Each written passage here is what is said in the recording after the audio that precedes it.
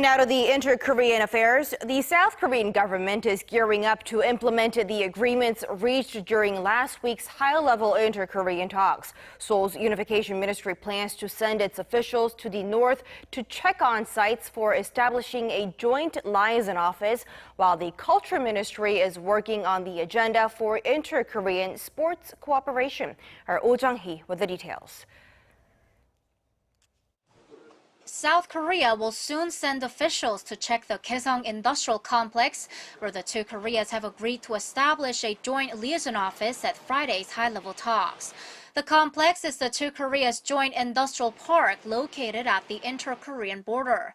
But because it's been shut down since February 2016, some pre-work needs to be done to set up offices there.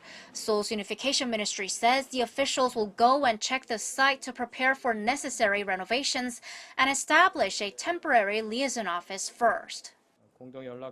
A joint liaison office will station officials from both Seoul and Pyongyang. It's a symbol of inter-Korean interaction taking place on the northern side of the border. We expect it to be a groundbreaking measure that leads to stable improvement of inter-Korean relations. Meanwhile, South Korea's Culture Ministry is prepping for the inter-Korean sports talks slated for June 18th. Main talking points are forming unified teams for 2018 Asian Games to be held in Indonesia this August, as well as holding an inter-Korean basketball game.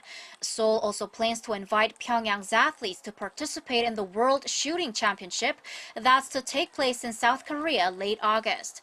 The ministry says it expects the two Koreas to engage more on a working level after the sports talks to discuss cultural interaction, like publishing a joint Korean language dictionary.